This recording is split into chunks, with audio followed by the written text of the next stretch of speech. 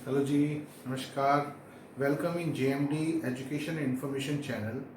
ये एक ऐसा चैनल है जिसके अंदर हम अलग अलग टॉपिक्स पे वीडियो बनाते हैं और लोगों को जागरूक करते हैं, अवेयर करते हैं। काफ़ी इन्फॉर्मेटिव और यूज़फुल वीडियोस होती हैं इंग्लिश ग्रामर के ऊपर, इंग्लिश सब्जेक्ट की जो बुक्स हैं उनके ऊपर, प्लस इंफॉर्मेटिव वीडियोस। तो ये जो वीडियो आज मैंने बनाई है वो है एडॉप्शन के ऊपर। तो आप देखिए कि मैं अडॉप्शन के बारे में, क्योंकि हमारे समाज में बहुत सारे कपल्स ऐसे हैं जो इशूलेस कपल्स हैं, बायोलॉजिकल चाइल्ड उनके पास नहीं है। अलग अलग कारण इसके पीछे हो सकते हैं, हम उसमें नहीं जा रहे हैं। पर अडॉप्शन प्रोसेस कैसे होती है, क्या करना चाहिए। कई लोग ये समझते हैं कि बहुत मुश्किल प्रोसेस है, नंबर नहीं आता। ऐसा कुछ नहीं है। आप प्रोसेस को ठीक तरह से फॉलो कीजिए, पर उससे पहले आपको बहुत सारी बातें पता होनी चाहिए। तो मैं आपको इसके बारे में पूरी जानकारी देने की कोशिश करता हूँ। सबसे पहले अडॉप्शन दो तरह के लोग करते हैं। Number one, by the couples और individuals who don't have biological kids. जैसा कि मैंने आपको बताया, जिनके पास बायोलॉजिकल किड्स नहीं है, यानी कि अपने बच्चे नहीं हैं खुद के पैदा किए हुए। दूसरे नंबर पर, who want to give a new lease of life to a child left alone. हमारे समाज में बहुत सारे ऐसे बच्चे हैं जिनको उनके माता पिता जन्म के बाद या तो मजबूरी की वजह से, या गरीबी की वजह से, या किसी एक्सीडेंट की वजह से, या गैर जिम्मेदाराना हरकत की वजह से उनको छोड़ देते हैं। या तो उनको सड़क पे छोड़ देते हैं, या किसी अनाथालय में छोड़ आते हैं, या कहीं पे भी छोड़ देते हैं। तो ऐसे बच्चों की देखभाल जो ऑर्फेनेजेस हैं वो करते हैं। और हमारे देश में कारा कारा एक ऐसी एजेंसी है जो सेंट्रल गवर्नमेंट रन करती है, और वो इस पूरे को मॉनिटर करती है। जितने भी लोग पेरेंट्स, जो भी पेरेंट्स बनना चाहते हैं, बच्चे को अडॉप्ट करना चाहते हैं। अच्छा, कुछ लोग ऐसे हैं जो अनमैरिड हैं, वो भी अडॉप्ट कर सकते हैं, मेल या फीमेल, सिंगल पेरेंट बोल सकते हैं हम उनको। और कुछ लोग, बाकी लोग जो मैरिड लोग हैं, मैरिड कपल हैं, वो लोग भी अडॉप्ट कर सकते हैं। अच्छा, इसके लिए एलिजिबिलिटी क्या है, यानी कि कौन कौन इसके लिए आगे आ सकता है अडॉप्ट करने के लिए। तो सबसे पहला पॉइंट है पैप्स, प्रोस्पेक्टिव अडॉप्टिव पेरेंट्स। जो प्रोस्पेक्टिव है, जो आगे बढ़ के माँ बाप बनना चाहते हैं, शादी हो गई है या नहीं हुई है, पर जो इस जिम्मेदारी को लेने के लिए तैयार हैं, वो आगे आएँ। Shall be physically, mentally and emotionally fit and stable and financially capable. तो ऐसे लोग, ऐसे कपल, ऐसे इंडिविजुअल्स जो फिजिकली, मेंटली, सोशली सब ठीक हो, कोई गड़बड़ ना हो, पागल ना हो, कोई वैसे परेशानी ना हो, और उसके साथ साथ वो लोग फाइनेंशियली भी कैपेबल हो, यानी कि बच्चे की देखभाल, उसको खाना वाना खिला पाएँ, उसको पढ़ा पाएँ। ऐसे पेरेंट्स आगे आ सकते हैं। A married couple can adopt a child after 2 years of married life। एक मैरिड कपल कम से कम 2 साल उनकी शादी को हो चुके हों, उसके बाद ही वो अडॉप्शन प्रोसेस में पार्टिसिपेट कर सकते हैं। नेक्स्ट है, a single male can adopt a male child only. यहाँ पर थोड़ा सा एक क्लॉज है कि अगर कोई फीमेल अडॉप्ट करना चाहती है, बेबी अकेली है, सिंगल पेरेंट बनना चाहती है, तो मेल या फीमेल कोई भी चाइल्ड वो अडॉप्ट कर सकती है प्रोसेस के बाद। पर अगर कोई मेल अडॉप्ट करना चाहता है तो उसके लिए वो मेल चाइल्ड को ही अडॉप्ट कर सकता है, फीमेल चाइल्ड कंसीडर नहीं किया जाएगा ऐसे सिंगल मेल के लिए। Composite age of a couple should be 90 years and for a single parent 45 years if the child being adopted is up to 4 years old। जब अडॉप्शन के लिए डालते हैं तो मान लीजिए कि 4 साल से छोटा बच्चा अडॉप्शन में मिलने वाला है, तो उसके लिए एज का थोड़ा सा है कि एक सिंगल पेरेंट है तो 45 इयर्स उसकी एज मैक्सिमम इतने तक हो, और मिनिमम की अगर मैं बात करूं तो 25 साल का डिफरेंस होना चाहिए। इसका मतलब 25 प्लस का कोई भी सिंगल मेल या फीमेल बच्चे को अडॉप्ट कर सकता है, और 45 लास्ट। पर अगर, और दोनों की अगर मैं हस्बैंड वाइफ की बात करूं तो कंपोजिट एज जो है वो 90 इयर्स तक होनी चाहिए, अगर बच्चे की एज 4 इयर्स तक है। उसके बाद है, अगर बच्चे की एज 4 to 8 ईयर्स है, जिस बच्चे को अडॉप्ट करने जा रहे हैं, अगर आपको 4 to 8 ईयर्स ओल्ड बच्चा मिलने वाला है, तो तब कंपोजिट एज जो है 100 ईयर्स होना चाहिए। कंपोजिट का मतलब यहाँ पर है हस्बैंड और वाइफ, कपल की टोटल एज। ज़रूरी नहीं कि दोनों की इक्वल हो, 50 और 50 भी हो सकती है, 60-40 भी हो सकती है। और इंडिविजुअल की अगर देखें तो 50 ईयर्स होनी चाहिए, यानी कि अगर सिंगल पेरेंट है तो 50 ईयर्स होना चाहिए, अगर बच्चे की एज 4 to 8 ईयर्स है। और अगर बच्चा जो है 8 to 18 ईयर्स का है तो उसके लिए 110 ईयर्स और 55 ईयर्स, सिंगल की 55 और कंपोजिट एज जो है 110 ईयर्स होनी चाहिए। Age difference should not be less than 25 years between a parent and a child. तो जैसे कि मैंने अभी बताया कि 25 साल एज का डिफरेंस होना ज़रूरी है बच्चे में और पेरेंट के अंदर। Parents may give preferences related to gender और एज। जब आप फॉर्म भरते हैं ऑनलाइन तो आप उसमें जेंडर लिख सकते हैं कि आपको मेल चाइल्ड चाहिए या फीमेल चाइल्ड, प्लस एज के लिए कि आपको 4-6 महीने का बेबी चाहिए या कोई भी चलेगा, 2 साल, 4 साल, 5 साल, 6 साल, तो वो आपको उसमें प्रेफरेंसेस में लिखना पड़ता है। कपल्स विथ 3 और more children can't apply for adoption. जिन कपल्स के पास ऑलरेडी 3 बच्चे हैं वो इसके लिए अप्लाई नहीं कर सकते हैं। इसका मतलब ये हुआ कि बेबी नहीं है तो अप्लाई कर सकते हैं, पर 2 साल शादी को हो चुके हो, और 1 या 2 बच्चे हैं तब भी आप अप्लाई कर सकते हैं। ओके जी, so now we talk about registration for adoption process, कि रजिस्ट्रेशन करें तो करें कैसे। अभी तक मैंने आपको बताया कि एलिजिबिलिटी क्या चाहिए, कौन कौन अडॉप्ट कर सकता है बेबी, पर अब मैं बता रहा हूँ कि आपको इसके लिए रजिस्ट्रेशन का तरीका क्या है। तो गो टू वेबसाइट carings.nic.in, ये वेबसाइट का नाम है, ये कारा की ही है वेबसाइट। जब आप यहाँ जाएंगे तो उसके बाद जो प्रोसेस उसमें लिखा है वो आपको पूरा करना है। वो प्रोसेस क्या है वो भी मैं एक बार समझाता हूँ, so that you are physically and mentally ready, you are ready with those documents. तो एक बार उसको समझिए। सबसे पहले 4 photographs joint photo in case of a couple. अगर कोई कपल बच्चा अडॉप्ट करना चाहता है तो जॉइंट उनका 4 फोटोग्राफ्स चाहिए। सिंगल है तो ठीक है, पर अगर कपल को लेना है, बेबी लेना है, तो उसके लिए जॉइंट होना चाहिए और 4 फोटोग्राफ चाहिए। नेक्स्ट है मैरिज सर्टिफिकेट।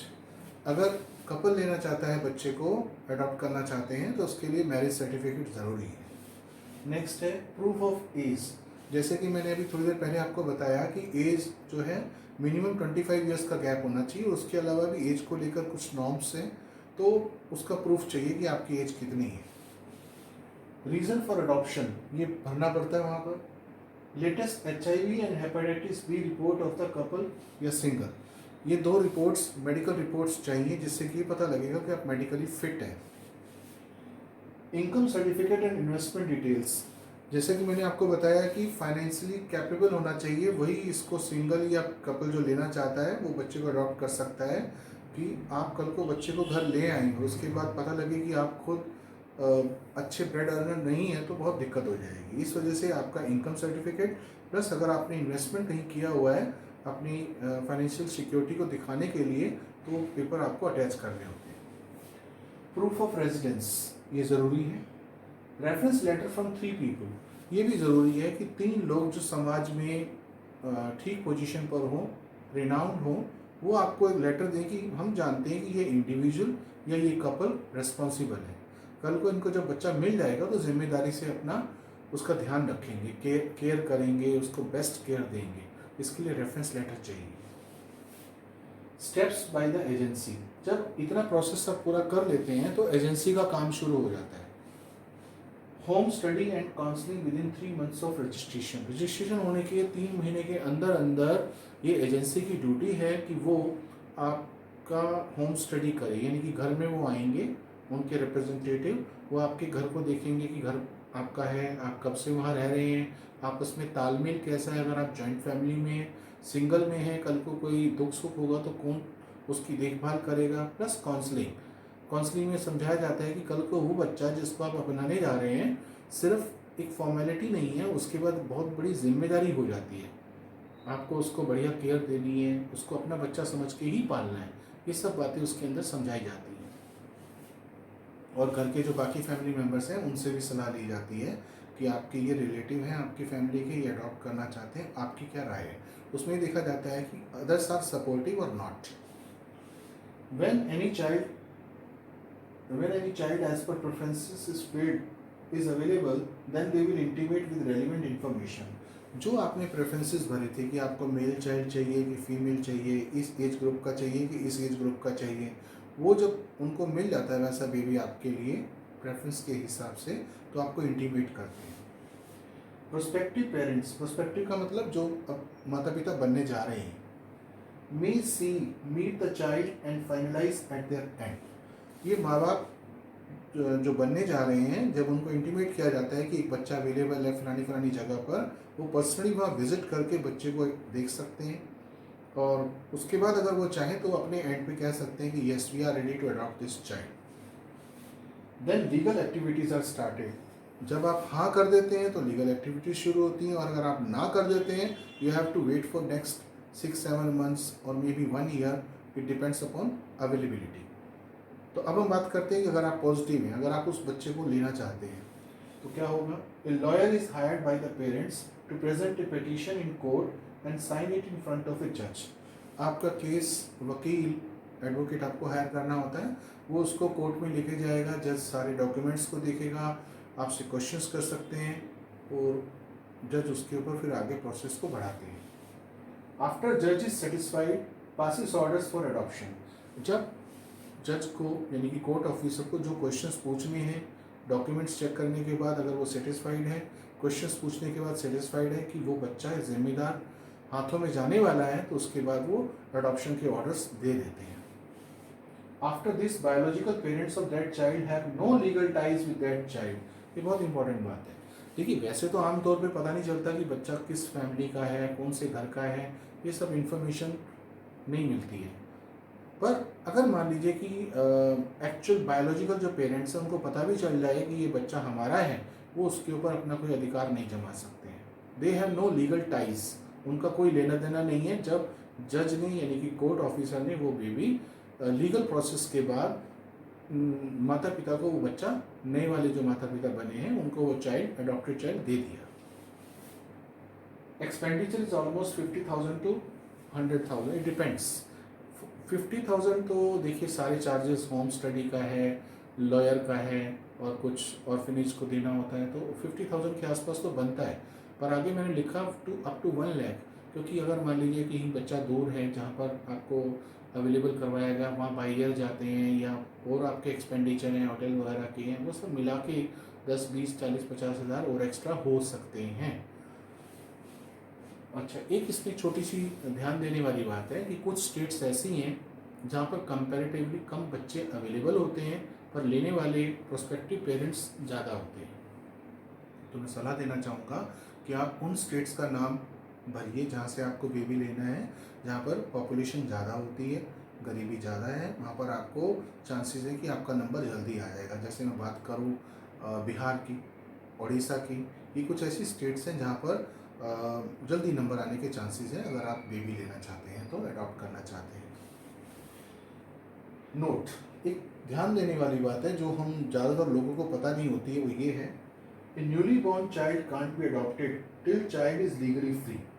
देखिए कई बार क्या होता है कि आपसी रजामंदी से न्यूली बॉर्न बेबी है वो पकड़ा देते हैं किसी ऐसे कपल को जो नीडी है, क्योंकि हो सकता है कि ये कपल गरीब हो, चौथी पांचवी बेटी हो गई, तो ये सोच के कि बेटी की देखभाल कैसे करेंगे, जिम्मेदारी ज़्यादा है, लड़का चाहिए था हमें तो अगर वो ऐसे म्यूचुअल अंडरस्टैंडिंग में दे देते हैं तो दैट इज़ इलीगल, क्योंकि कुछ फॉर्मेलिटीज़ हैं वो पूरी करनी है, जब तक वो नहीं होगी बच्चे को ऐसे अडॉप्ट नहीं किया जा सकता। It may take 2 months to complete such process. जब तक वो बच्चा लीगली फ्री ना हो, पूरी प्रोसेस चलेगी, तब तक बच्चा 2 महीने का हो जाएगा, उसके बाद ही उसको वो लीगली हैंड ओवर किया जा सकता है। नंबर 1। नंबर 2, कई बार क्या होता है कि बच्चा जो है सड़क पे या कहीं पे ऐसी जगह पे किसी कपल को मिल गया और वो सोचते हैं कि अब आज के बाद ये हमारा है, जैसे मूवीज़ में दिखाते हैं, पर देखा जाए तो ये इलीगल है। अगर पकड़ा जाए, पुलिस पकड़ लेती है ऐसे किसी कपल को, तो उसके लिए 6 months की जेल भी है और फाइन भी है। तो अच्छा तो ये रहेगा कि जैसे किसी को कोई ऐसा बेबी मिलता है जो सड़क पर लावारिस है, तो उसको ऑर्फनेज में या पुलिस के हवाले कर दिया जाना चाहिए। फिर ये उनको मिलेगा जो उस प्रोसेस में आगे बढ़े हैं, जिन्होंने फॉर्म भर रखा है, ऑनलाइन अप्लाई किया हुआ है, and they are waiting for their turn. एक सिस्टमेटिक वे में काम होता है जिससे कि इलीगल काम आगे ना हो। अब लास्ट में मैं एक छोटी सी चीज़ और कहना चाहूँगा, कुछ लोग एडॉप्शन के लिए आगे नहीं आते हैं, जबकि मेरा मानना है कि जिनको बेबी भगवान ने अपनी तरफ से वैसे नहीं दिया, बायोलॉजिकल पेरेंट नहीं बनाया, कारण कुछ भी हो सकते हैं, तो दे मस्ट गो हैड ये फॉर्मेलिटी कोई बहुत ज़्यादा नहीं है, मुश्किल नहीं है। अगर आपके डॉक्यूमेंट्स ठीक हैं, आपके पास पेपर सारे पूरे हैं, आप अप्लाई कीजिए, थोड़ा सा पेशेंस रखिए, और जो भी बेबी आपको अडॉप्शन में मिलेगा वो उसको भगवान का प्रसाद समझकर बेस्ट केयर दीजिए, ताकि उस बच्चे को भी माँ बाप मिलें, अच्छी ज़िंदगी मिल पाए और आपको भी खुशियाँ मिल पाएँ जो अब से पहले जिसके लिए आप वंचित थे।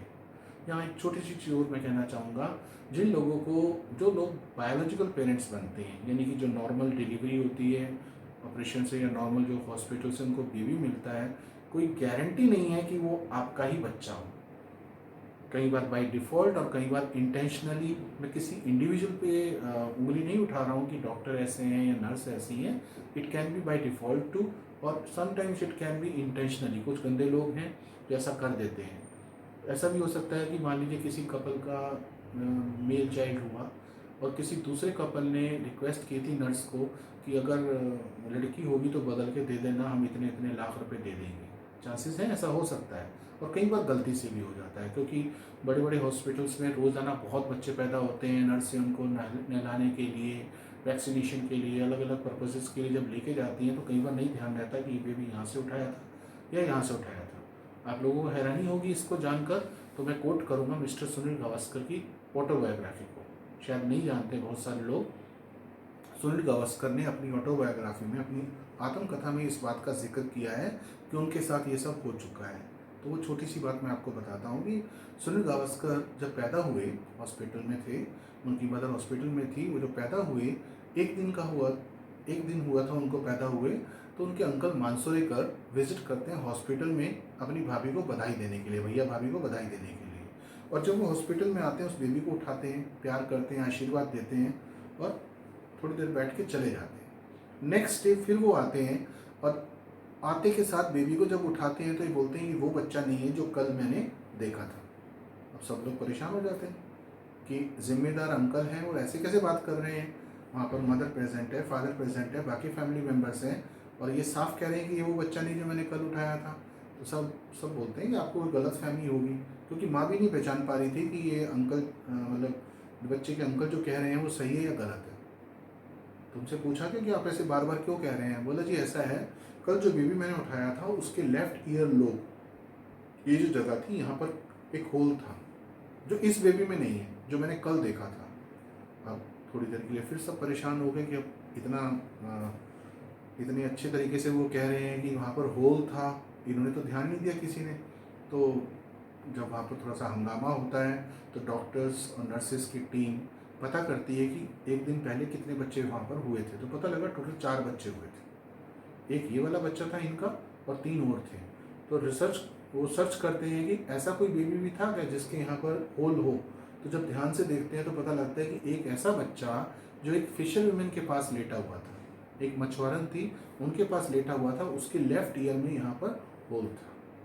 तो इनको यकीन हो जाता है सबको कि गलती हुई है, क्योंकि जो बंदा एक दिन पहले हॉस्पिटल में आता है, थोड़ी देर बच्चे को उठाता है और चला जाता है, और आ जाता है और आके ये बोलता है कि ये नहीं है, ये निशानी है, और वो बाद में जब पता करते हैं तो पता लगता है कि एक बच्चा ऐसा था।